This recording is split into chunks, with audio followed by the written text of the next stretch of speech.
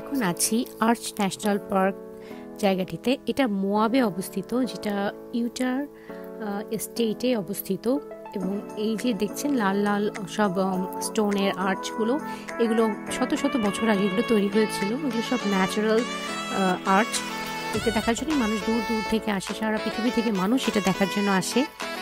এটা আমরা new York থেকে এখানে আসতে আমাদেরকে এরোপ্লেনে আসতে হয়েছে, এবং আপনি যদি চান রোড ট্রিপও করতে পারেন, সেটার জন্য অনেক টাইম লাগবে। কিন্তু এটা ওয়েস্ট সাইডে, আমরা নিউ ইয়র্ক হচ্ছে ইস্টে, এটা হচ্ছে ওয়েস্টে, সো অনেক সময় লাগবে। আর এটা কি সুন্দর, পুরো মনে হবে আপনি অন্য কোনো জগতে আছেন, অন্য কোনো প্ল্যানেটে আছেন। সব জায়গায় লাল লাল, মানে আপনার মনেই হবে না এটা পৃথিবীর কোনো অংশ। অদ্ভুত সুন্দর।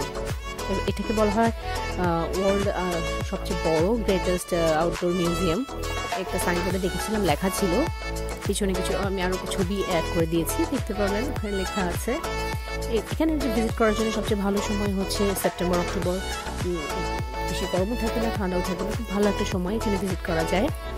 আর এটা অনেকগুলো কারণে বিখ্যাত। এখানে আপনার যদি কেউ ফরেস্ট গাম্প মুভিটা দেখে থাকেন, টম হ্যাঙ্কসের একটা বিখ্যাত অস্কার পাওয়া মুভি, সে ওখানে একটা জায়গা দেখিয়েছিল, সেটা এই জায়গাটাতেই অবস্থিত।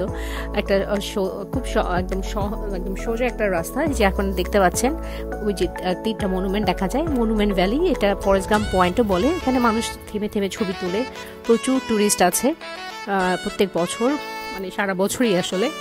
তো আপনারা যদি ভিজিট করতে চান তাহলে অবশ্যই একটা সুন্দর সময় দেখে যাবেন, আর যাওয়ার আগে রিসার্চ করে নেবেন থাকবেন কী করবেন, তাহলে আপনাদের খুব সহজেই সব কিছু ট্রাভেলটা সুন্দর করে করতে পারবেন। ধন্যবাদ সবাইকে।